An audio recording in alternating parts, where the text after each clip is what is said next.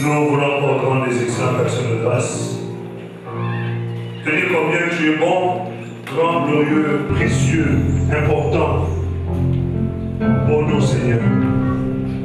Nous nous rendons compte, jour après jour, que sans toi, nous ne valons strictement rien.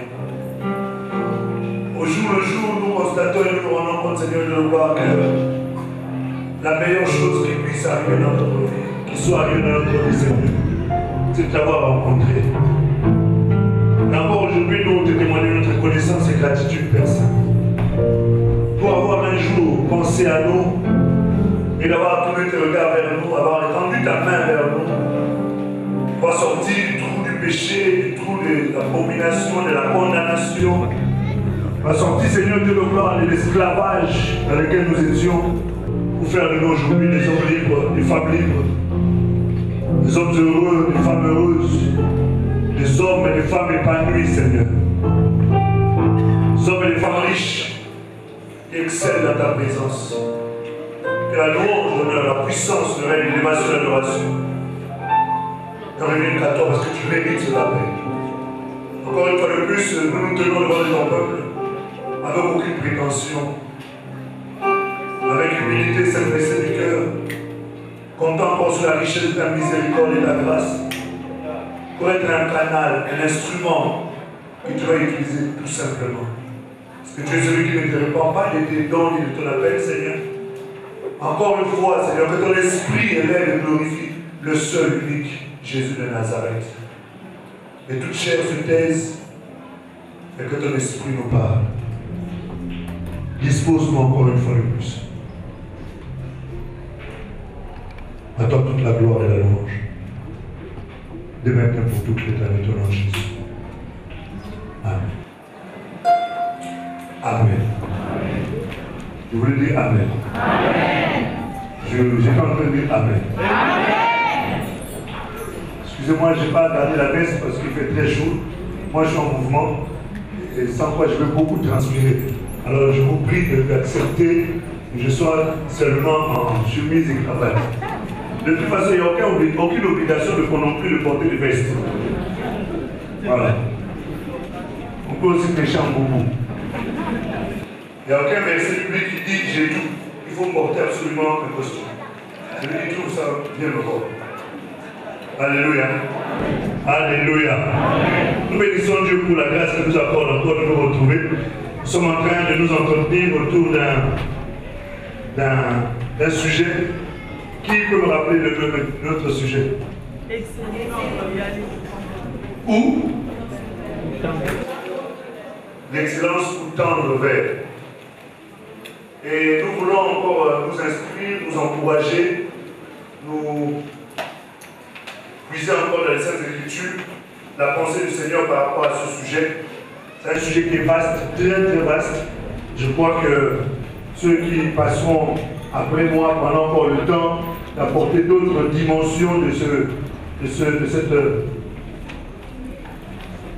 d'autres dimensions de la parole qui pourront être ajoutées. Mais aujourd'hui, nous sommes heureux. Avant de partager la parole de Dieu, j'aimerais que nous puissions honorer un homme de Dieu qui est au milieu de nous. Vous savez, un homme de Dieu, quand il entre quelque part, même s'il ne dit rien, même s'il ne fait rien, il y a quelque chose qui accompagne sa vie qui s'appelle la grâce de Dieu. Amen. Qui s'appelle l'onction du Seigneur. Amen. Et cette onction, quand elle entre quelque part, si cet homme est un homme béni, qu'il ait dit ou qu'il n'ait pas dit, cette bénédiction reste. Alléluia. Alléluia. Et nous avons le privilège aujourd'hui, l'honneur de recevoir un homme de Dieu qui nous vient de très très loin, du Congo-Brazzaville, et plus particulièrement de Pointe-Noire. Et il est venu avec son épouse et les enfants. Nous voulons l'honorer. Il évolue dans l'œuvre qui s'appelle Génézareth. Et lui-même il s'appelle Fortuné. Vous comprenez déjà son nom. C'est un nom qui dégage la notion de la bénédiction. Alléluia. Ah. Donc nous voulons l'honorer, le recevoir. Et je vais demander au pasteur Fortuné de venir vouloir se lever. Et nous acclamons le Seigneur pour sa présence.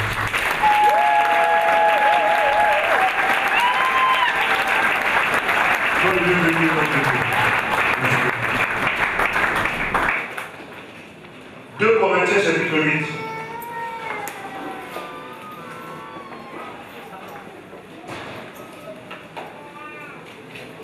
« 2 Corinthiens, chapitre 8. Il faut la lecture du premier verset jusqu'au 8e verset, s'il vous plaît. 2 Corinthiens, chapitre 8, du 1er au 8e verset, il est écrit: Nous vous faisons connaître, frères, la grâce de Dieu qui s'est manifestée dans les églises de la Macédoine, au milieu de beaucoup de tribulations qui les ont éprouvées. Leur joie débordante et leur pauvreté profonde ont produit avec abondance de riches libéralités de leur part. Ils ont, je l'atteste, donné volontairement selon leurs moyens, et même au-delà. Verset 3. Ils ont, je l'atteste, donné volontairement selon leurs moyens, et même au-delà de leurs moyens. Nous demandons avec de grandes instances la grâce de prendre part à l'assistance destinée aux saints. Et non seulement ils ont contribué comme nous l'espérions, mais ils se sont d'abord donnés eux-mêmes au Seigneur, puis à nous, par la volonté de Dieu. Nous avons donc engagé Tite à achever chez vous cette œuvre de bienfaisance, comme il l'avait commencé. De même que vous excellez en toutes choses, en foi, en parole, en connaissance, en zèle à tous égards, et dans votre amour pour nous, faites en sorte d'exceller aussi dans cette œuvre de bienfaisance. Je ne dis pas cela pour donner un ordre, mais pour éprouver par le zèle des autres la sincérité de votre cœur. Amen. Vous entendez? Amen. Amen. Notre sujet sur l'excellence sous temps d'Orient, nous allons juste prendre 2-3 minutes pour essayer de récapituler. Est-ce qu'il y a des gens qui n'étaient pas là, qui n'ont pas du tout suivi cet enseignement? D'accord. Alors, on a remis en place un service vidéo pour ceux qui n'ont pas suivi, pour qu'ils puissent se procurer les DVD et les CD. En tout cas, principalement les DVD, comme ça vous pouvez regarder à la maison. Mais juste pour te permettre de pouvoir comprendre où nous sommes en train de parler d'excellence. Ici, l'apôtre Paul est en train de parler d'un problème qui est arrivé à l'église de Jérusalem. C'est un problème qui est un problème économique, difficulté climatique qui a fait que ça a provoqué un problème de sécheresse. Et cette sécheresse a provoqué la pauvreté. Et cette pauvreté a amené des sérieux soucis. Et suite à ces soucis, les autres églises se sont mobilisées, se disant que nous ne pouvons pas laisser le bien-aimé être seul à porter ce fardeau. Nous allons leur venir en aide et ils se sont mobilisés. Et là, on est en train de rendre témoignage à l'église de Macédoine qui avait contribué activement à cela, en manifestant même un souci terrible en insistant pour qu'ils puissent participer. Et dans cette participation-là, ils ont donné un certain nombre de biens. Paul a s'est chargé avec Timothée, avec Tite pour pouvoir acheminer cela jusqu'à Jérusalem. Et Paul est en train de relever quelque chose d'important ici dans le verset 7. Il nous montre que cette église, malgré leur situation économique, bien qu'ils étaient dans une situation financièrement difficile, il a relevé une qualité qui avait fait la force et la distinction de cette assemblée, qui n'était pas forcément une vieille assemblée. C'est que c'était une assemblée qui excellait. Et c'est de là que nous tirons notre sujet sur l'excellence. Au verset 7, il est en train de montrer qu'ils ont excellé dans un certain nombre de choses, en foi, en parole, en connaissance, en zèle à tous égards, dans leur amour, ils ont excellé. Et il a montré que l'excellence, ce n'est pas des choses liées à l'aspect physique seulement, mais prioritairement dans l'aspect intérieur, spirituel. Et bien qu'on puisse avoir besoin de belles maisons, de belles voitures, de toutes ces choses que nous pouvons comprendre, qui quelque part aussi vont dans le sens de l'excellence, mais ce n'est pas tant ça qui fait l'excellence. L'excellence, c'est la qualité de la vie que nous avons. Et nous allons essayer de comprendre qu'est-ce qu'on entendait par excellence. Et ce mot exceller, ce verbe-là, c'est un verbe qui veut tout simplement dire se distinguer, qui veut dire briller, qui veut dire être supérieur en son genre, qui veut dire une haute qualité, qui veut dire perfection. Et nous avons vu que cette façon d'exceller fait que l'homme puisse évoluer, puisse changer, puisse devenir meilleur. Et nous avons vu un certain nombre des écrivains français, notamment Diderot, qui est en train de dire que celui qui excelle, c'est celui qui vit. Et il a également encore dit quelque chose d'important en disant que la qualité de la vie d'un homme est liée à sa volonté d'exceller. Et cela, peu importe le domaine dans lequel il veut exceller. Donc sa vie est liée à ça. Quand quelqu'un veut évoluer, il évolue en fonction de ses désirs qu'il a en lui. Et nous avons compris aussi que exceller, c'est ce qui te permet de pouvoir sortir de ta zone de confort, de sortir de tes limites, sortir de tes satisfactions, sortir de ta zone de sécurité. Et quelqu'un qui n'excelle pas, c'est quelqu'un qui va rester dans une certaine forme de routine. Et la routine finit par tuer, la routine finit par lasser, la routine finit par fatiguer et on n'évolue plus. Et Dieu, dans son désir le plus cher, est que nous puissions évoluer, nous puissions exceller, avancer. Et il prend cette église-là comme étant un modèle d'excellence qu'il veut trouver dans la vie de chacun de nous, en tant qu'église nous-mêmes, individus, et en tant que communauté d'une manière globale. Et nous devons justement avoir cet esprit-là, parce que exceller, c'est aussi un état d'esprit, c'est aussi une volonté, et ce n'est pas quelque chose qui est forcé par qui que ce soit, mais ça vient de toi, ça vient de ton intérieur, ça vient de désir qui vibre en toi, qui brûle en toi, de voir évoluer avec le Seigneur. Et nous devons comprendre aussi qu'exceller, ce n'est pas seulement dans le domaine de l'esprit, mais on excelle aussi dans la vie de tous les jours, dans notre vie de couple, dans nos projets, dans notre entreprise, dans tout ce que nous pouvons faire. Nous sommes appelés à exceller dans notre vie familiale, dans notre vie ministérielle, dans notre communauté, dans notre vie relationnelle. Nous devons évoluer et exceller. Et tant que quelqu'un n'a pas le désir d'exceller, il lui est difficile de pouvoir avancer. Et c'est pour cela que nous voulons revenir encore sur ce passage-là pour essayer de continuer sur la dernière partie que nous voulons voir aujourd'hui.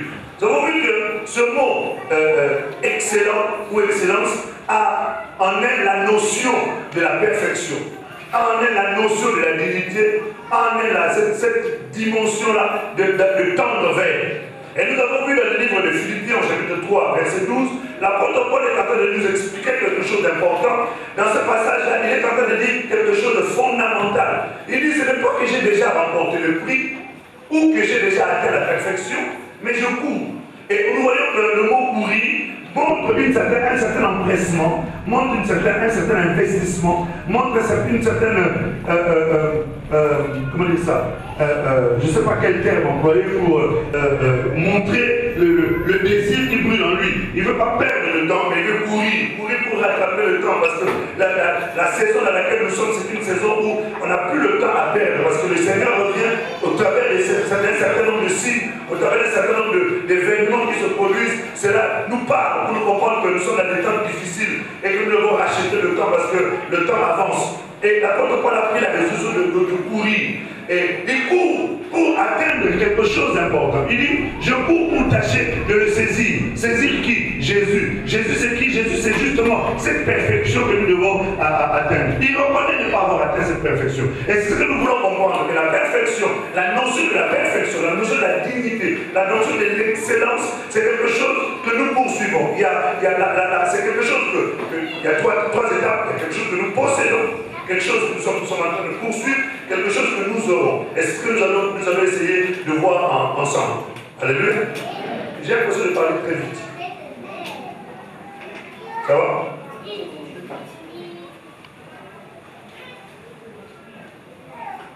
Et dans la notion de l'excellence, nous sommes en train de voir quelque chose de très important. Très important, qui nous permet en fait de pouvoir avoir la soif, le désir ardent, brûlant en nous, de pouvoir atteindre cette perfection. Il est vrai que l'apôtre Paul, au travers de ce passage, nous montre que la perfection n'est pas accessible sur la terre. Néanmoins, nous devons mettre toute notre énergie à poursuivre ça. Amen. Alléluia. Et pour poursuivre cette perfection, cela demande, cela nécessite, cela exige que chacun puisse participer d'une manière active. Dis à ton voisin, sois actif.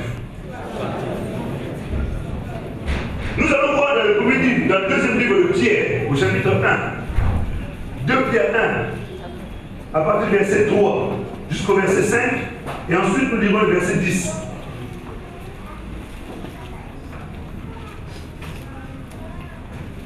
De Pierre chapitre 1, 3 à 5, puis le verset 10, il est écrit: comme sa divine puissance nous a donné tout ce qui contribue à la vie et à la piété, au moyen de la connaissance de celui qui nous a appelés par sa propre gloire et par sa vertu, lesquels nous assurent de sa part les plus grandes et les plus précieuses promesses, afin que par elles vous deveniez participants de la nature divine, en fuyant la corruption qui existe dans le monde par la convoitise. À cause de cela même, faites tous vos efforts pour joindre à la foi la vertu la science. Verset 10. C'est pourquoi, frères, appliquez-vous d'autant plus à affermir votre vocation et votre élection, car en faisant cela, vous ne broncherez jamais. Je connais un grand Amen. Parce que ce sont des versets puissants qui sont en train de nous promettre des choses les plus excellentes qui puissent être. Ici, l'apôtre est en train de montrer quelque chose de très très important. Il est en train de dire que sa divine puissance, que la divine puissance du Seigneur nous a été donnée. Et cette divine puissance-là contribue ou doit nous pousser à aller vers l'excellence, c'est-à-dire à participer à la vie de Dieu, à attendre vers la perfection en participant à la vie de Dieu. Mais pour participer à la vie de Dieu, il donne un élément capital au verset 5 en nous faisant comprendre que à cause de cette chose-là, de cette divine puissance qui est en nous, de cette capacité que Dieu nous a donnée à participer à sa vie, nous devons faire une chose. Nous devons faire quoi? Tous nos efforts. Nous devons faire des efforts pour joindre à la foi la vertu, la science et ainsi de suite.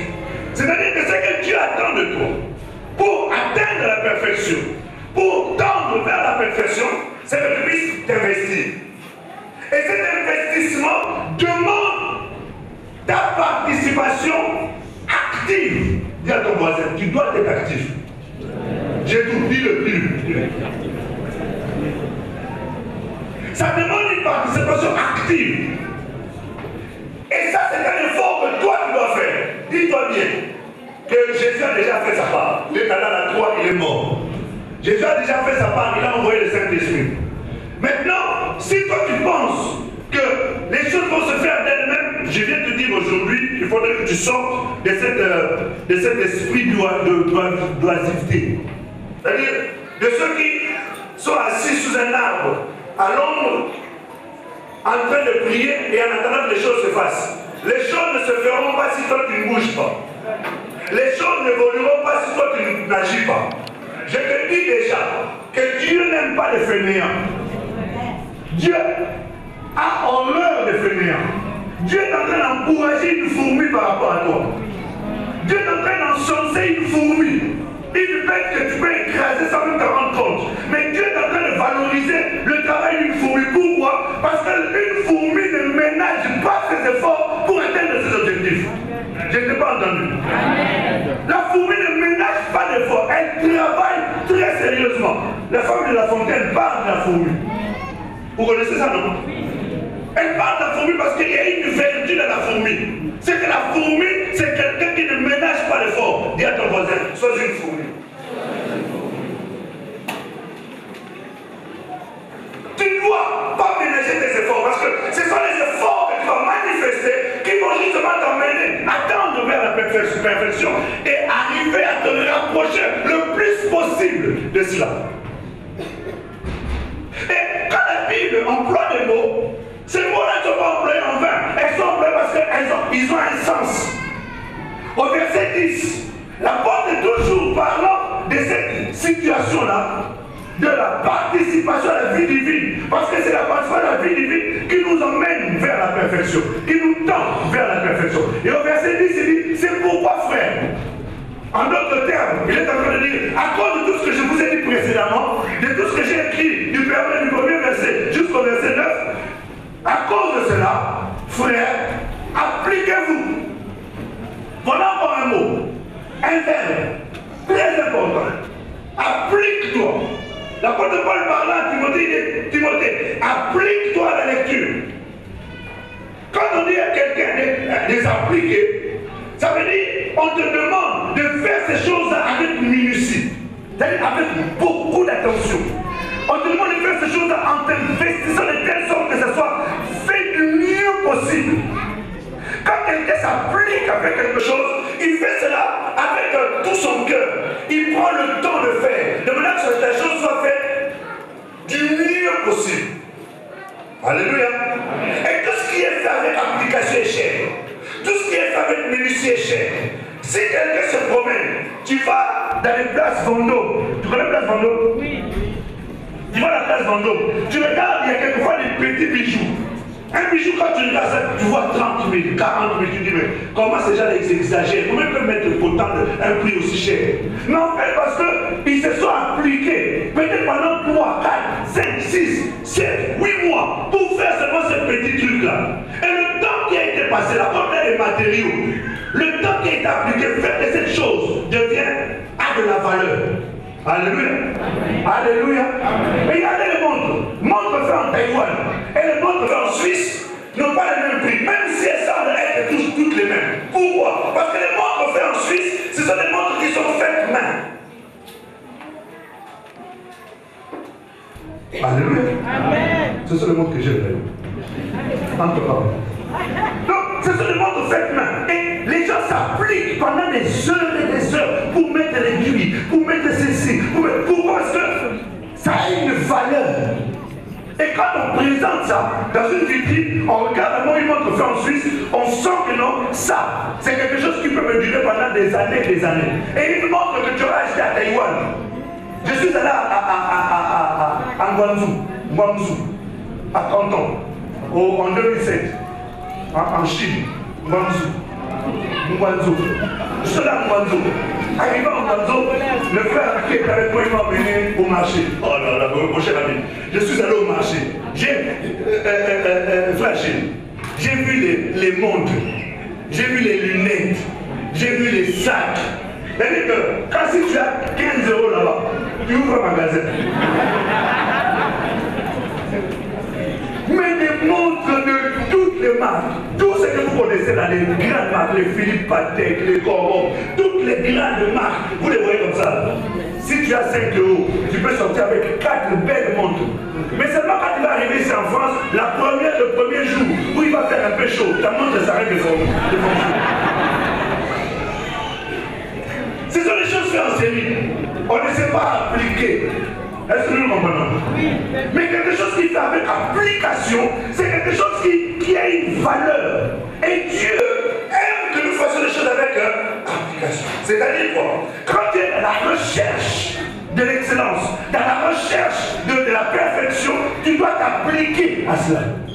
Tu ne dois pas faire les choses d'une manière hasardeuse, d'une manière active, d'une manière, comment dire ça, négligée. Mais tu dois t'appliquer à la lecture, t'appliquer à la prière, t'appliquer dans l'assiduité de la fréquentation de l'assemblée, t'appliquer dans ta dîme, t'appliquer dans tes offrandes, t'appliquer dans ta relation avec l'autre, t'appliquer dans ta relation avec ta femme, de t'appliquer dans la relation avec ton frère. C'est-à-dire, tu fais les choses avec application.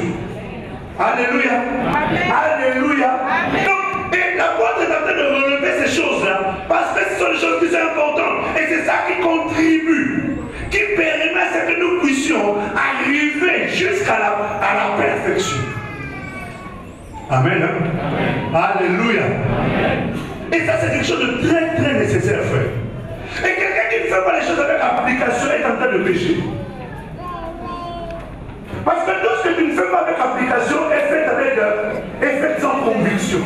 Or, tout ce qui est fait sans conviction est considéré comme un péché. Est-ce que nous le comprenons? Tu dois faire tout ce que tu fais pour le Seigneur doit être fait avec conviction, avec application. Et c'est ça qui fait que Dieu prend plaisir à ça. Il y a des choses que je peux faire pour que les gens voient que j'ai fait. Parce qu'effectivement, les gens en ont demandé ce qu'ils ont vu. Mais Dieu qui sent les cœurs et les reins, Dieu qui inspecte nos vies, lui il voit si application, ou c'est fait juste pour que les gens puissent voir. Alléluia. Et ça, c'est des choses très très importantes, frère. L'excellence demande un investissement. L'excellence demande une volonté. L'excellence demande que tu puisses faire des efforts. Et si tu ne fais pas ces efforts-là, tu n'évolueras pas. Dis-toi bien que si aujourd'hui on parle de Usain Bolt, qui connaît? Vous connaissez? C'est qui? C'est un speaker. Mais c'est pas là quand on va courir, on dit non. Mais comment ils n'arrivent pas à le rattraper? Mais vous ne savez pas combien d'heures ils passent sur le terrain en s'appliquant pour savoir comment faire les enjambées. Vous savez, quand nous courons, un homme naturel court comme ça.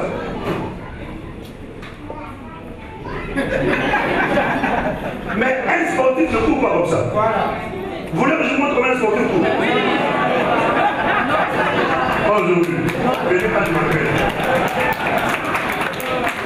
Un sportif a une façon de courir, a des enjambées. Et chaque pas il fait, il sait combien de mètres il est en train d'avancer et combien de secondes il met pour ça. Il le fait avec application, surtout les sauteurs de haie.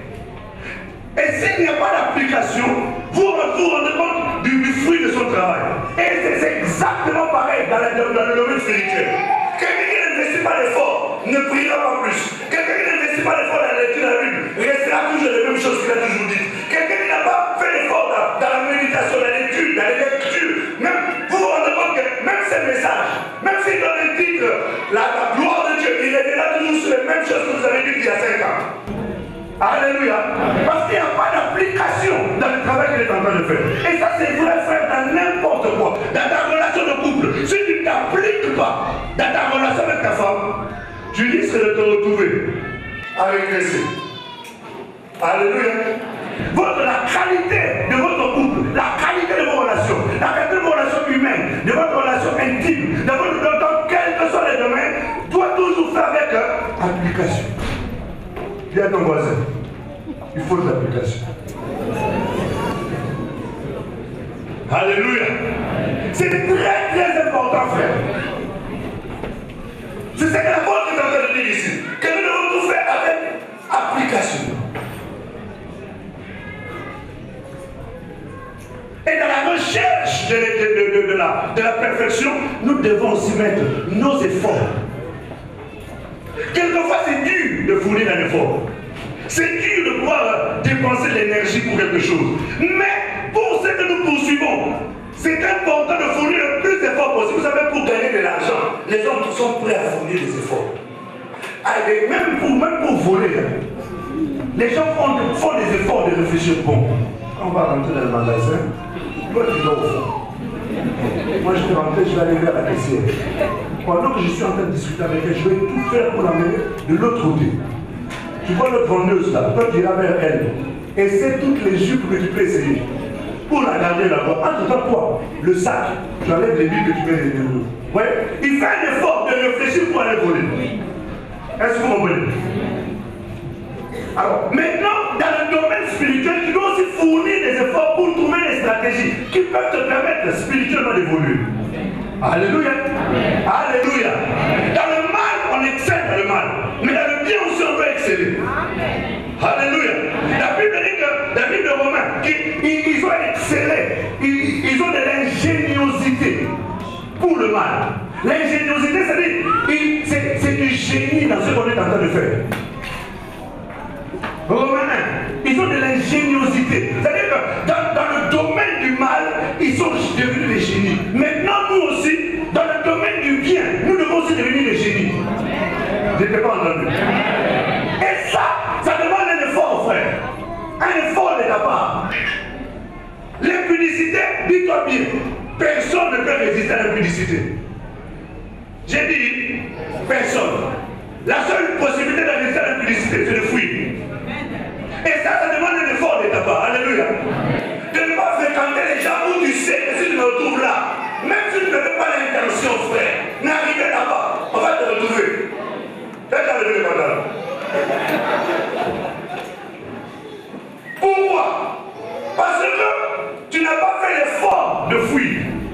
Est-ce que nous nous comprenons? Et quand on demande l'effort, ça demande à ce que tu t'investisses. Tu dois t'investir. Maintenant, pour cet investissement, il y a 3 étapes de la perfection. Il y a la perfection que nous possédons, il y a la perfection que nous poursuivons et la perfection que nous aurons. Le salut que nous possédons, le salut que nous poursuivons et le salut que nous aurons. Alléluia. Dans la dimension de la perfection, premier point, c'est la perfection que nous possédons. Hébreux, chapitre 10.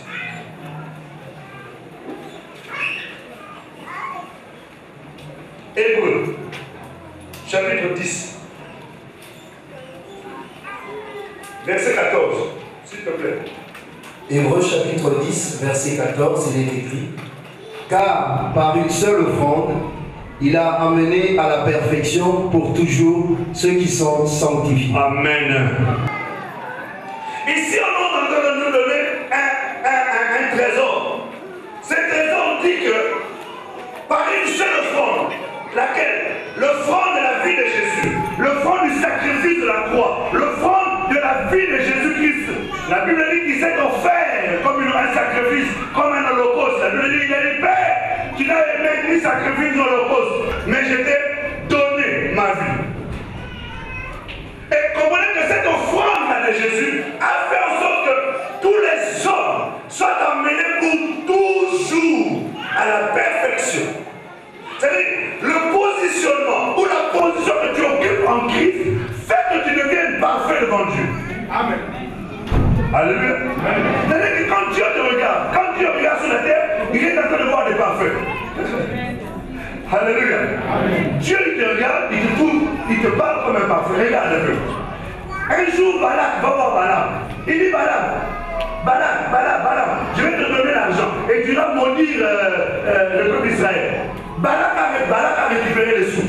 L'argent, si tu n'as pas la force de résister, tu vas céder. L'argent a un pouvoir terrible. L'argent a une attirance terrible. L'argent peut te faire vendre ta femme, tes enfants. L'argent peut te faire vendre ton ministère. Alléluia. Mais Balak n'a pas su résister à la puissance de l'argent. Et Balaam a cédé. Quand Balaam est parti, arrivé devant le peuple d'Israël, la Bible dit ceci.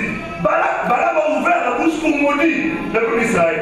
Et en ouvrant sa bouche, il est en train de déclarer des paroles puissantes. Il dit, je ne vois aucun péché en Israël. Je ne vois aucune iniquité en Israël. Alléluia. Et pourtant, si vous observez la vie de ce peuple, Dieu les appelle les peuples courants, déjà rebelles comme on n'en a jamais trouvé. Mais malgré cette appellation-là, lorsque Dieu lui-même le regarde, parce que pendant que Balaam parlait, c'était l'Esprit de Dieu qui était en train de prophétiser en ce qui concernait la réalité de cette église, de ce peuple-là. Alléluia. Il ne voyait aucune iniquité, il ne voyait aucun péché. C'est la façon dont Dieu te regarde, c'est la façon dont Dieu te voit. Dieu, quand il te regarde, quand il te voit, il voit un parfait. Alléluia. Dans le premier livre de Corinthiens, chapitre 2, verset 6, on va lire quelque chose d'important. 1 Corinthiens 2, 6. Un peu chaud, hein? 1 Corinthiens chapitre 2 verset 6, il est écrit: cependant, c'est une sagesse que nous prêchons parmi les parfaits, sagesse qui n'est pas de ce siècle, ni des chefs de ce siècle qui vont être anéantis. Sagesse, c'est pas cependant, c'est une sagesse que nous prêchons parmi les païens, parmi les pécheurs, parmi les impudiques, parmi les quoi? Parmi quoi? Et à ton voisin, tu vas faire un parfait. C'est-à-dire que quand Dieu te regarde, Dieu te considère comme un parfait. Parce que ce message-là, l'apôtre Paul est en train de parler d'une assemblée. C'était l'assemblée de Corinthe, s'il vous plaît. L'assemblée de Corinthe, parmi les assemblées de la Bible, c'est une des assemblées où c'était Corinthe d'abord, c'était une ville commerçante. Une ville qui avait beaucoup d'argent. Une ville où il y avait pas mal de transactions financières. Et dans cette ville-là, il y avait le péché qui respirait dans tous les coins de rue. Au point où l'apôtre Paul, parlant de l'église de Corinthe, il dit, il y a des choses qui se font dans cette église-là, même chez les païens, on ne trouve pas ça. Au point où les enfants vont sortir avec la femme de leur père. Est-ce que vous comprenez à quel niveau est arrivé le péché? Mais quand il écrit la lettre, il dit, cependant c'est une sagesse que nous prêchons parmi les parfaits. Mais ces gens qui l'appellent parfaits, en réalité, parfait. Parce que la description de cette assemblée-là, c'est une assemblée qui vivait dans les désordres. Est-ce que nous comprenons? Mais l'apôtre écrit que nous prêchons cette sagesse parmi les parfaits. Donc ici, là où nous sommes, c'est l'assemblée des parfaits. Amen. Je ne vais pas entendre. C'est l'assemblée des parfaits. C'est-à-dire là où tu es, quand Dieu te regarde, Dieu voit un parfait. Et c'est ça, frère, le véritable mystère qui nous garantit et qui nous permet de croire que demain, quand Jésus paraîtra, nous partirons avec lui. Amen. Est-ce que tu m'as compris? Ce ne sont pas tes efforts, la qualité de ta sainteté qui fera cela. Parce qu'en réalité, tu ne pourras jamais atteindre la dimension de la perfection. Néanmoins, la soif, le désir ardent que tu as dans ton cœur de fuir le mal, de détester le péché, fait que Dieu, du haut des cieux, te regarde comme un parfait. Et lorsqu'il paraîtra pour te prendre dans l'état dans lequel tu te trouves. Est-ce que nous comprenons? Ça, c'est quelque chose de très capital à souligner dans ta Bible, avec véhémence, comme dit si bien, mon ami. Alléluia. Amen. Alléluia. Amen. Et ça, c'est la dimension du regard du Seigneur vers son peuple. C'est qu'il fait que quand le diable veut l'attaquer, le Seigneur se lève. Pourquoi Dieu te voit parfait? Parce qu'en fait, il y a quelqu'un qui est assis à la droite du Père. Et qui est tout le temps en train d'intercéder le Père. Ne frappe pas Pierre. Ne frappe pas Paul. Regarde le sang que j'ai versé pour lui. Et ne frappe pas à cause du sang. Seigneur, ne le touche pas à cause de ceci. Alléluia. Jésus est en train d'intercéder à tout moment. Et la position qu'il t'a donnée en lui fait de toi un. Alléluia. Mais maintenant, être imparfait, c'est très bien. Ça, c'est le regard du Seigneur vis-à-vis de toi. Moi, je peux te condamner. Moi, je peux t'accuser. Mais le Seigneur ne t'accuse pas.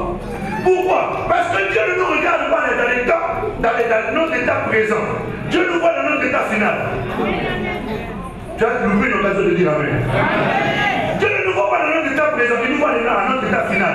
Dieu, quand tu te prends aujourd'hui ici, il va déjà jusqu'à l'endroit où tu vas finir, après il revient pour te répondre dans la main. Et commence maintenant à refaire la course avec toi. Est-ce que nous nous comprenons? Dis à ton voisin, ne t'inquiète pas. Parce que ta vie est sous contrôle. Ta vie est sous direction. Ta vie est managée. Alléluia. Ta vie est dirigée. Ta vie est contrôlée. Maintenant, cet état de parfait, Dieu veut maintenant que nous puissions l'atteindre. La manière dont nous voit, il veut qu'aussi le monde puisse nous voir. L'apôtre Paul dit ceci. Soyez mes imitateurs. Comme moi je suis l'imitateur de qui? De Christ. C'est-à-dire imiter ma vie. Moi le parfait, la façon dont je vis en tant que parfait, mon désir de poursuivre la perfection, je ne l'ai pas encore atteint. Mais je fais une chose, ne regardez pas en arrière, je cours pour l'atteindre. Je manifeste le zèle, le désir, la soif, ardent d'atteindre cette perfection. Et toi, observe ma vie maintenant et imite-moi, comment je suis en train d'imiter Christ. Alléluia. Ça veut dire que notre vie désormais devient une vie qui doit être une vie de témoignage. Et l'apôtre Paul dit, nous sommes entourés d'un si grand nombre de témoins, d'une grande nuée de témoins. Et tous ces témoins-là sont en train de voir, d'observer, de regarder pour pouvoir ensuite t'imiter. Même ceux qui ne connaissent pas le Seigneur, le jour où ils connaîtront le Seigneur, la Bible dit, ils béniront Dieu pour la qualité de ta vie. Tu n'as pas dit Amen. Parce que la qualité de ta vie est tellement haute que lorsque cette personne se convertira, elle dit, vraiment, s'il y avait quelqu'un que j'avais rencontré qui priait, vraiment Marius fait partie de ces gens-là.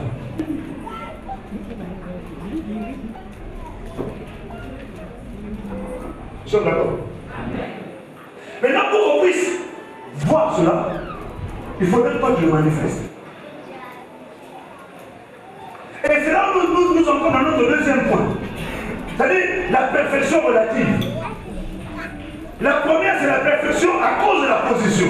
La deuxième perfection, c'est la perfection relative. C'est-à-dire, c'est une perfection que nous poursuivons. Nous, là, Dieu nous voit parfait. Mais nous devons poursuivre maintenant cette perfection-là. Ça semble être anormal, mais pourtant c'est ça. Amen. Alléluia. Nous devons poursuivre cette perfection. Cela demande une certaine maturité. Et la poursuite de cette perfection se fait d'une manière étape par étape. Tu ne deviendras jamais parfait du jour au lendemain. Si quelqu'un te dit ça, il t'a menti.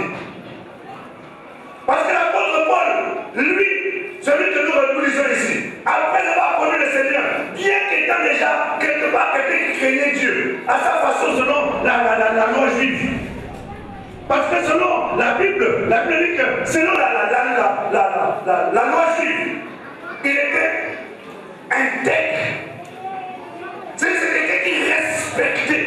Il était pharisien quant à sa connaissance. Il maîtrisait la connaissance de la loi mosaïque. Mais quand il est rentré en Christ, Christ a rajouté une dimension de l'esprit. Et malgré cette dimension de l'esprit, l'apôtre Paul est en train de dire qu'il n'avait pas encore atteint la perfection.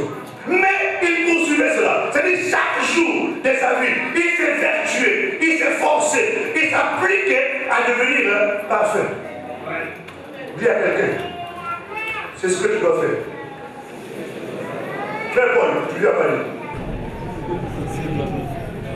C'est ce que tu dois faire. Parce que c'est ça qui va permettre à ce que l'excellence puisse être manifestée. C'est ce qui permettra à la vie divine puisse être vue. Parce que la vie divine est visible à l'œil nu. C'est vrai, Dieu sont des cœurs et des reins. Mais Dieu nous permet aussi que nous puissions voir. La vie divine se manifeste au travers de nos vies. Alléluia. C'est encore. C'est un travail progressif. Cette maturité-là s'acquiert progressivement, au fur et à mesure que tu évolues. Et l'apôtre Paul est en train de montrer comment, en tant qu'enfant de Dieu, au travers d'un certain nombre de passages bibliques, nous devons nous investir pour la perfection.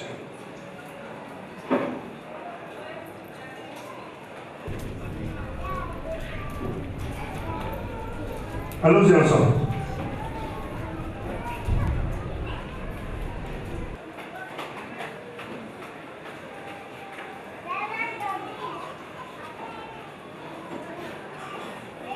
Vous savez, dans la vie chrétienne, si on connaissait tout, on serait plus ici-bas.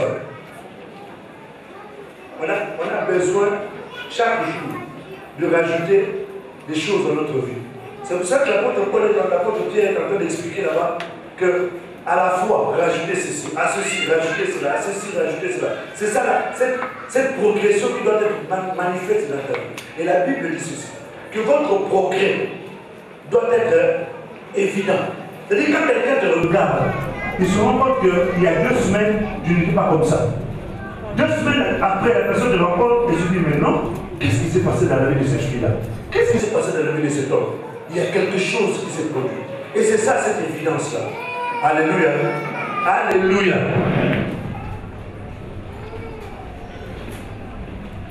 Dans le livre de Colossiens,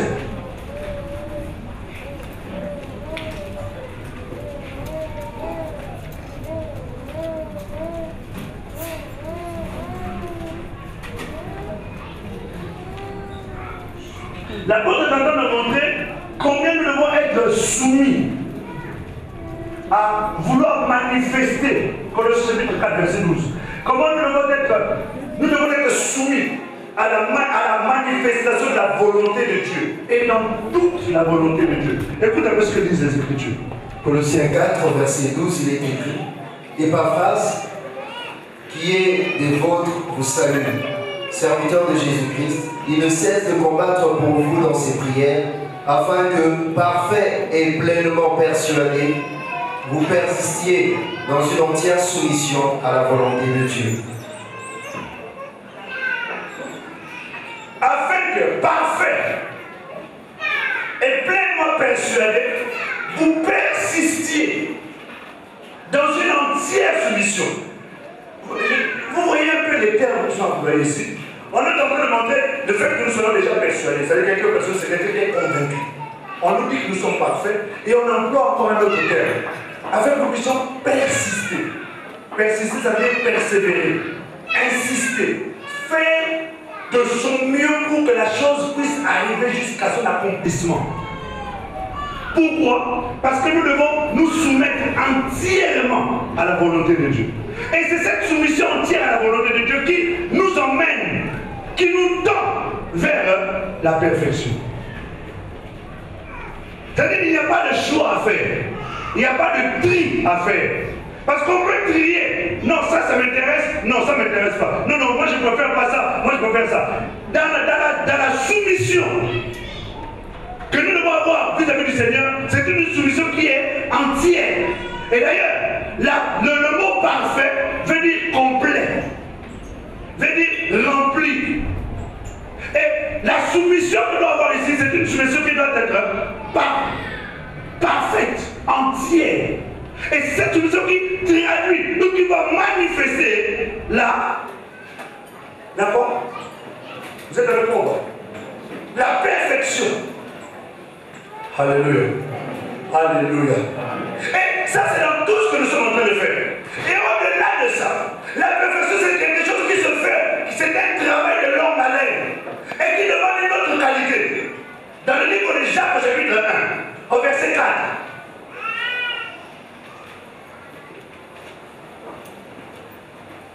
Ça demande une autre qualité. Cette qualité, si tu n'as pas, tu t'arrêteras en route. Les enfants d'Israël, lorsqu'ils sont entrés dans le désert, vous savez, le travail de la perfection que Dieu est en train de faire, lorsqu'ils sont sortis de l'Égypte et qu'ils sont entrés dans le désert, ils ont fait plusieurs campements, plusieurs évolutions. Et chaque endroit où ils arrivaient avait un nom. Et chaque nom correspondait à un travail que Dieu emmenait, qui faisait en eux pour les amener à devenir meilleurs et à sortir de cette ancienne mentalité d'esclave et à entrer dans la dimension de la révélation des rachetés et du peuple du Seigneur. Alléluia. Alléluia. Et c'est ce travail-là. Et ce travail demande la notion de la patience. Pour atteindre la perfection, pour atteindre vers l'excellence, pour aller vers ces choses-là, si tu n'es pas patient, tu vas arrêter en route. Et vous savez, durant le chemin, le peuple d'Israël, à un moment donné, ils se sont arrêtés. Il y en a plein qui n'ont pas atteint l'objectif. Parce qu'ils n'ont pas accepté le travail. Ils n'ont pas eu la patience de laisser Dieu faire l'œuvre de leur cœur. Seulement ceux qui étaient nés dans le désert, qui n'ont pas connu l'esclavage, ce sont ceux-là qui se sont laissés travailler par le Seigneur. Tout, pour pouvoir atteindre ces choses-là, il faut être né de nouveau et devenir malléable entre les mains du Seigneur. Alléluia. Ceux qui étaient sortis de l'Égypte et qui ont pu voir ce terrain-là, c'était seulement Caleb et Josué. Imaginez-toi pour tout ce nombre de personnes. Parce qu'ils n'ont pas pris le temps d'être patients entre les mains du Seigneur. Jacques chapitre 1, verset 4. Jacques chapitre 1, verset 4, il est écrit: mais il faut que la patience accomplisse parfaitement son œuvre, afin que vous soyez parfaits et accomplis, sans faillir en rien. Alléluia. Amen. Afin que, il faut plutôt, c'est une obligation. On ne te demande pas de ta volonté ou ton désir. On a dit il faut que la patience accomplisse. Et on a employé un terme important. Parfaitement son œuvre.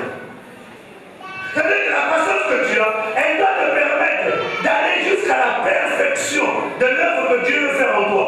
Mais sans la patience, frère, tu n'atteindras pas la perfection. Voire même, celui qui était considéré comme l'homme le plus patient, à un moment donné, il a failli. On a dit, parle. Il était habitué à frapper. Il a encore frappé. Ce n'était pas le moment de frapper. Vous savez, la Bible dit, le vent souffle. On ne sait ni d'où il vient, ni où il va.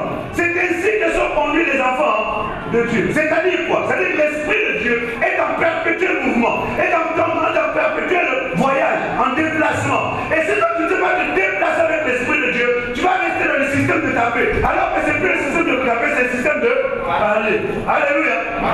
Pourquoi? Parce que tu es tellement dans ton confort de toujours frapper, de voir les choses se faire. Dieu est déjà sorti de ce système-là. Il est déjà rentré dans le système de parler. Parce que c'est le système de parler qui bâtit. Alléluia. Est-ce que nous nous suivons? Et comme tu n'as pas évolué avec l'Esprit de Dieu, tu es resté dans la même position. Tu es déjà mort. Est-ce que nous nous comprenons? Parce que tu es resté dans la même position. Et dans cette position, de ce que tu étais, plus de ce que tu avais. Dès le moment où quelqu'un commence à être content de ce qu'il est, ou content de ce qu'il a, ou se content de ce qu'il possède, c'est déjà le début de la mort. Est-ce que tu m'as compris? C'est déjà le début de la mort. Un homme pour vivre doit toujours exceller. Exceller, tu vivras. Alléluia. Si tu excelles, ça va te permettre de pouvoir le vivre. Parce que tu vas dégager toujours de l'énergie, des forces. Tu vas toujours réfléchir pour aller plus loin.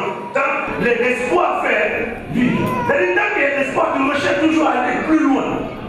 Et quelqu'un qui se complète dans son confort, c'est déjà le début de la mort. Si ton couple te satisfait, tu es bien comme ça. Sache qu'il y a un problème de votre couple. Parce qu'on doit toujours chercher à aller plus loin. Je n'ai pas entendu. On doit toujours mieux dans notre couple. On doit toujours chercher à aller plus loin dans notre relation, plus loin dans notre intimité, plus loin dans notre complicité, plus loin dans nos projets, plus loin, toujours plus loin. Un jour, un homme il a fait un champ. Son champ a produit beaucoup. Et quand ça a produit, il a dit, ça veut dire, cassez-moi tout ça là. Construisez-moi des grands greniers. Et amassez ça là-bas. Et puis à un moment donné, il rentre à l'église. Il devait certainement avoir un mouvement. Il dit, mon âme, maintenant, repose-toi. Tu as acquis des biens.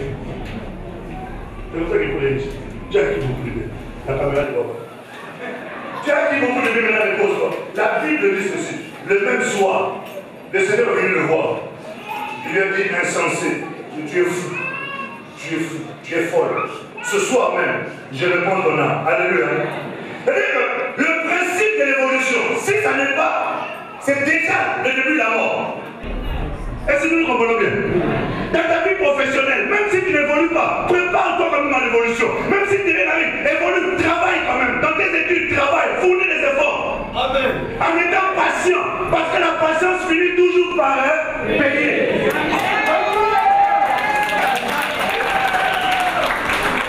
Alléluia. Oui, mais cette patience doit faire un travail. Ça doit t'emmener jusqu'à atteindre parfaitement l'œuvre. Tant que tu n'as pas atteint l'œuvre, frère, n'arrête pas, continue.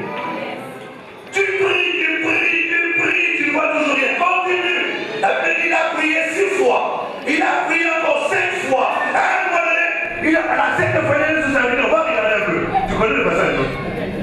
Le jour où il nous a annoncé comment vous y arrivez, il a dit, j'ai vu la paume de la main. Il avait prié pendant 9 ans.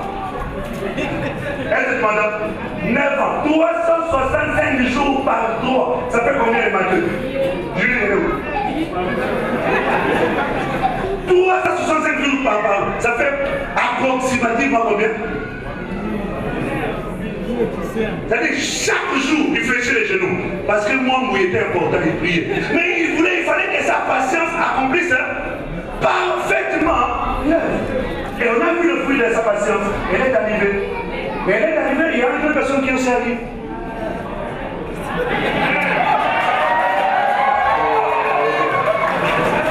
Alléluia. La patience a une vertu, frère. Beaucoup de gens passent à côté de la volonté de Dieu, passent à côté de l'accomplissement de l'œuvre de Dieu à cause du manque de patience. Alléluia. Est-ce que nous nous comprenons? Travaille, même s'il n'y a pas de résultat aujourd'hui, travaille. Sois patient avec le travail. La patience. Un autre point encore.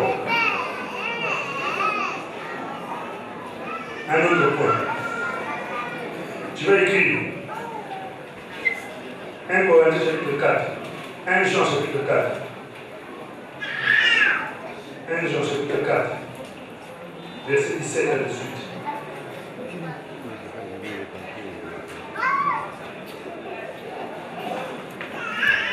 Jean chapitre 4, verset 17 à 18, il est écrit: tel il est, tel nous sommes aussi dans ce monde.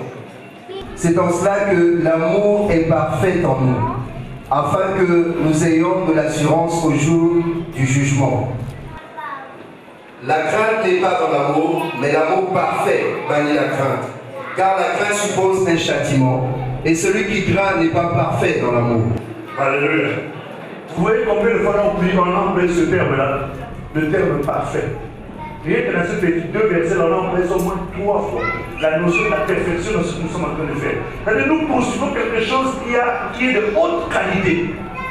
Et cela demande un investissement. Mais c'est progressif. On te demande maintenant d'aller dans une dimension d'un amour parfait. C'est l'amour qui atteint une dimension d'excellence de manière très élevée.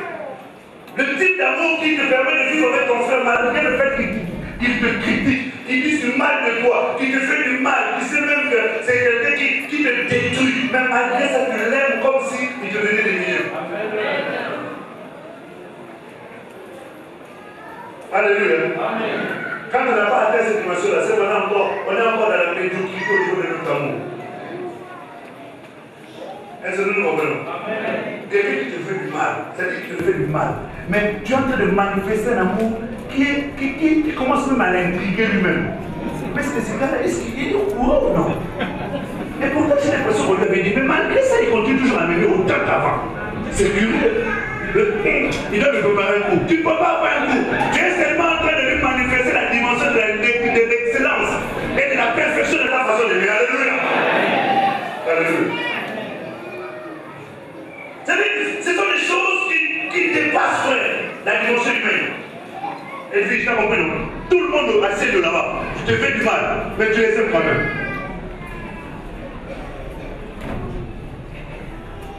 Et l'amour parfait bannit la crainte. Ça, c'est encore quelque chose de très fort. Que nous ne toucherons pas, parce que ça va nous demander beaucoup d'explications. Mais comprends seulement que nous ne vivons pas avec Dieu, parce que nous craignons des représailles. Ceux qui sont à l'école de formation, ils comprennent mon langage. Nous ne vivons pas avec Dieu parce que nous craignons d'aller en enfer. Nous vivons avec Dieu parce qu'il nous aime et c'est pour ça qu'on retourne nous aussi nous l'aimons. Alléluia. Celui qui vit dans la crainte d'aller en enfer, il n'aime pas Dieu. Et c'est ça quand on parle d'amour parfait vis-à-vis de lui. C'est ça la dimension. Enfin, c'était une parenthèse. Ce sont des choses qui doivent être développées, entretenues, travaillées dans notre vie pour que nous puissions évoluer dans ces choses-là. Et c'est ça qu'il crée. Pour qu'il nous tende, pour qu'il nous emmène vers la perfection. Alléluia. Alléluia. Ça doit nous emmener à la sainteté. Dans 2 Corinthiens chapitre 7, verset 1. Voyez-vous, on va lire ce passage d'abord. Écoutez un peu ce que disent les Écritures. 2 Corinthiens 7, 1. 2 Corinthiens chapitre 7, verset 1, il est écrit: ayant donc de telles promesses, bien-aimés, purifions-nous de toute souillure de la chair et de l'esprit, en achevant notre sanctification dans la crainte de Dieu. Ici, on nous dit, ayant de telles promesses. Quelles sont ces promesses-là? Dans plus haut, on est en train de nous parler de la réalité de Dieu qui marche avec l'homme, de Dieu qui marche au milieu de son peuple, de Dieu qui est avec nous, de Dieu qui nous accompagne, de ce Dieu-là qui nous soutient. On nous dit, ayant de telles promesses, nous devons travailler, purifier, puis nous devons nous purifier de toute souillure, de la chair et de l'esprit, en achevant notre sanctification dans la crainte de Dieu. Là, nous sommes en train de parler de la sanctification. Et cette sanctification nous emmène à tendre vers la perfection. Et cette sanctification nous montre qu'elle est dans toutes les dimensions, dans la dimension de la chair et de la dimension de l'esprit. Frère, il y a des choses que tu ne fais pas charnellement, mais dans lesquelles tu vis spirituellement d'une manière vraiment assidue. Naturellement, tu n'as pas de relation intime avec une femme. Mais spirituellement, tu es déjà sorti avec au moins 50 000 femmes. Pourquoi? Parce que dans ton esprit, tu les convoites tellement. Tu les regardes avec envie. Tu les regardes avec des désirs impurs. Charnellement, tu ne l'as pas fait. Mais spirituellement, tu es en train de commettre. C'est pour ça qu'on dit, purifions le tout souillure de la chair d'abord. Et la deuxième souillure, c'est la souillure de l'esprit. Pourquoi? Parce que dans ton esprit, tu as plusieurs maris, tu as plusieurs femmes.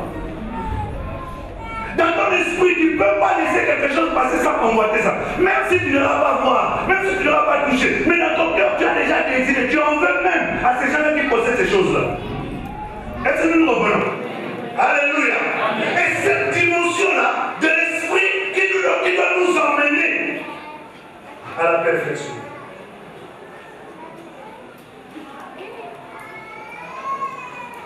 Tu ne peux pas voir quelque chose sans désirer ça. Physiquement, personne ne voit. Physiquement, tu n'as pas touché. Physiquement, tu n'as pas vu. Tu n'as pas appris. Mais spirituellement, tu es dedans alors, dedans à 100%. Au point où même, la nuit, tu en rêves. Est-ce que tu suis? La nuit, tu en rêves. Tu rêves que tu es avec cette femme-là, tu rêves que tu es ces hommes-là, tu rêves que tu es en train de faire ceci ou tu es en train de faire cela. Tellement que dans ton esprit, tu vis dans ça. C'est pour cela que je te conseille aujourd'hui de te purifier de ces choses. Alléluia. Amen. Alléluia. Amen. Parce que c'est ça qui amène la dimension de la perfection en toi.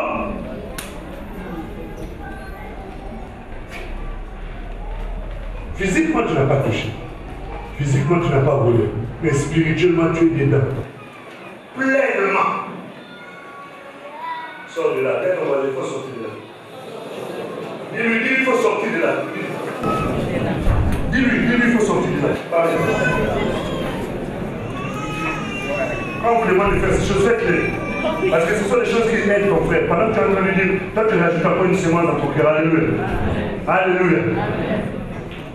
C'est ça qui emmène à la perfection, frère.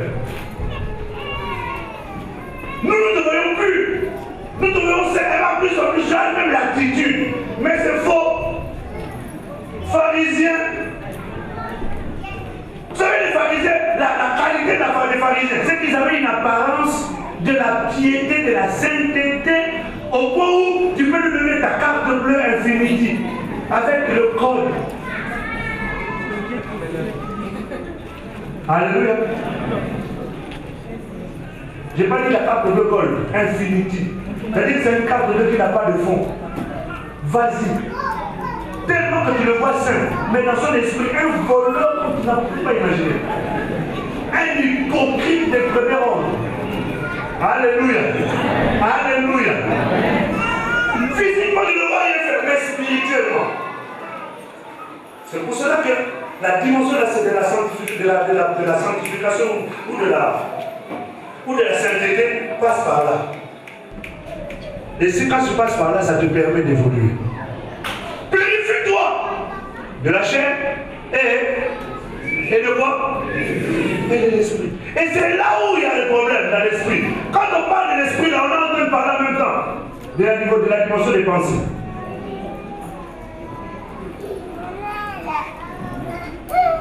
On est en train de parler de la dimension des pensées. Quelles sont tes pensées? Tu sais, dans la Bible, on nous dit que tout ce qui est pur, tout ce qui est honorable, tout ce qui est digne d'approbation, tout ce qui est vertueux, tout ce qui soit l'objet de vos pensées.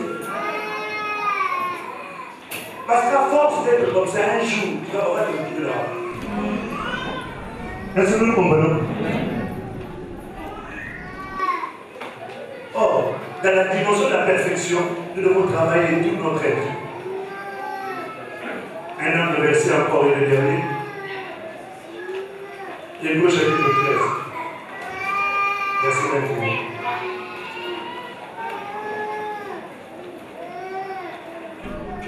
Nous ne commenterons pas. Hébreux chapitre 13, verset 21.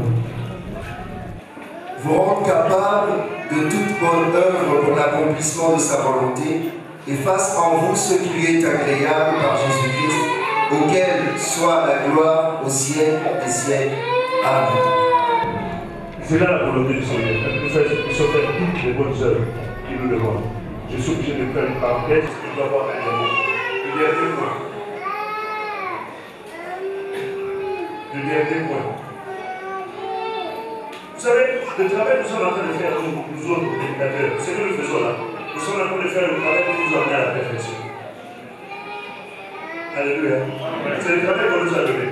Le Seigneur nous a mandaté pour nous faire un travail ainsi que vos cœurs, vos vies, vous allez vers la perfection. C'est pas qui est dans le livre de Philippiens, Éphésiens, chapitre 4. Il dit le verset 12. C'est le travail. les hommes, les dons que Dieu a donnés à l'Église, les pasteurs, les docteurs, les apôtres, c'est ça. Leur travail, c'est d'amener le peuple à la perfection. Instruire le peuple atteigne la perfection. Donc c'est vraiment quelque chose sur laquelle Dieu met un point d'honneur. Que son peuple aille vers la perfection.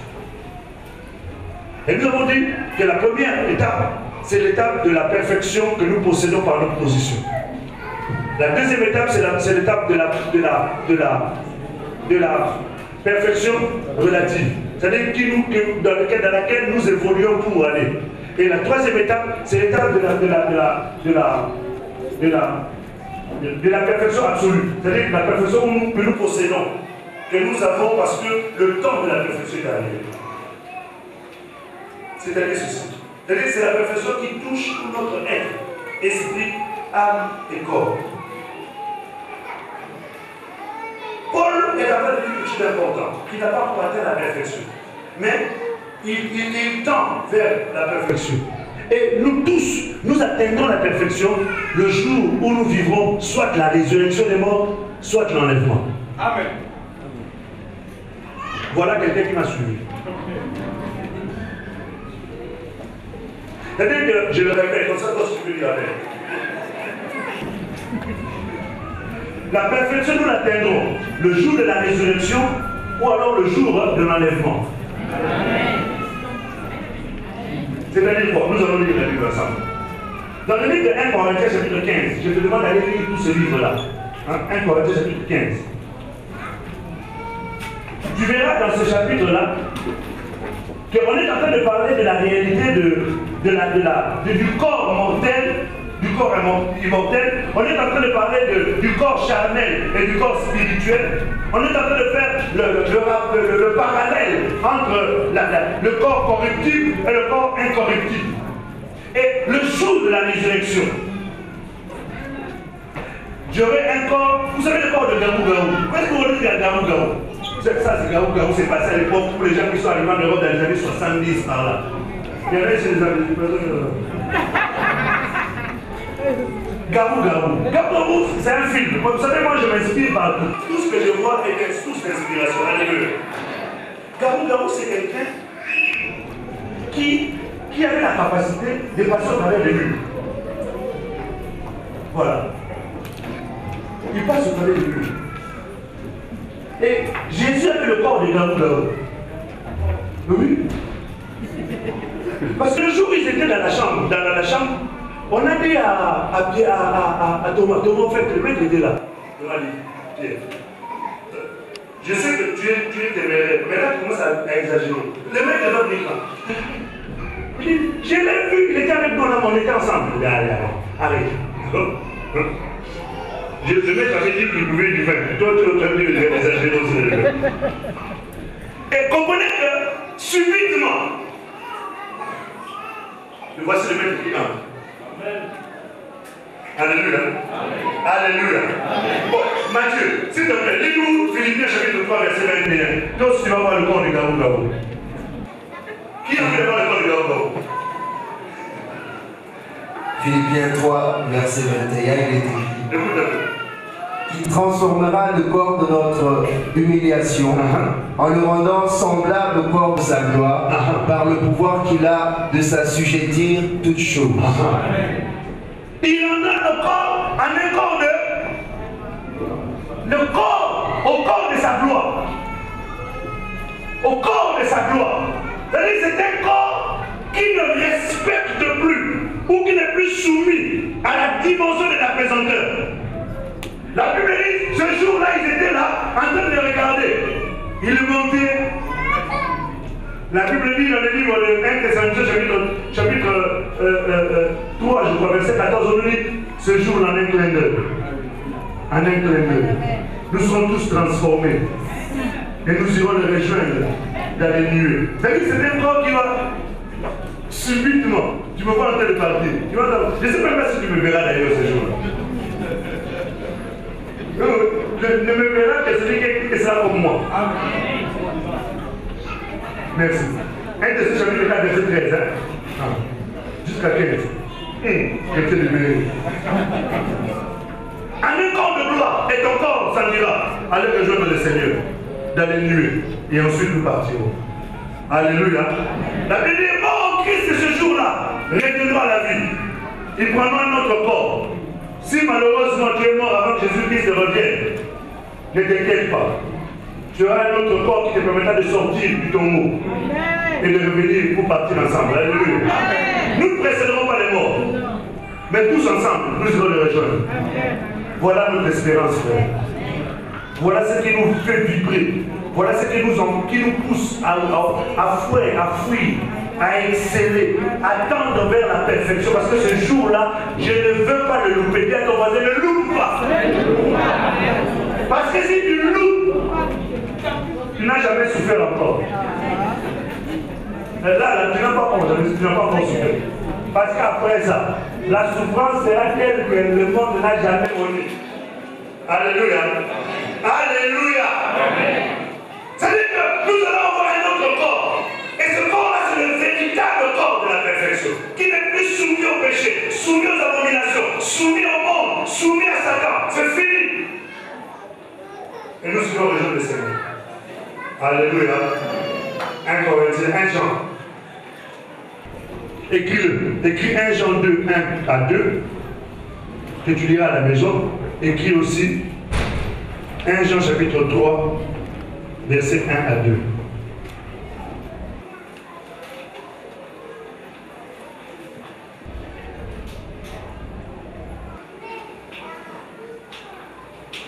On va lire seulement 1 Jean chapitre 3, versets 1 à 2. Et nous allons finir par là. 1 Jean 3, verset 1 à 2, il est écrit: Voyez quel amour le Père nous a témoigné pour que nous soyons appelés enfants de Dieu. Et nous le sommes. Si le monde ne nous connaît pas, c'est qu'il ne l'a pas connu. Bien-aimés, nous sommes maintenant enfants de Dieu et ce que nous serons n'a pas encore été manifesté. Mais nous savons que lorsque cela sera manifesté, nous serons semblables à lui, parce que nous le verrons tel qu'il est. Amen. Alléluia. Nous le verrons tel qu'il est. Parce que nous serons semblables à lui. C'est-à-dire nous devenons parfaits. Parce que Jésus est parfait. Quand nous devenons semblables à lui, c'est là où nous atteignons la perfection absolue. Amen. Hein? Alléluia. Et dis-toi bien, frère, que l'excellence que tu poursuis, la perfection que tu poursuis, ça te poursuivra jusqu'au ciel. Est-ce que tu m'as compris? Ça te poursuivra jusqu'au ciel parce que la Bible dit ceci, la Bible de Daniel chapitre 12, verset 3, que dans le ciel, nous n'aurons pas tous le même éclat. Non. Si ton étoile brillera, il brillera moins fort que celui d'à côté. Pourquoi? Parce que celui d'à côté a poursuivi la justice. Il a poursuivi l'excellence, poursuivi la perfection. Donc quand il va arriver là-haut, il brillera d'une manière différente. Alléluia. Alléluia. Et la récompense aussi sera différente. Si tu as compris ces choses, nous allons demander de te lever pour que nous puissions finir. Parce que l'heure est arrivée. Lève-toi s'il te plaît.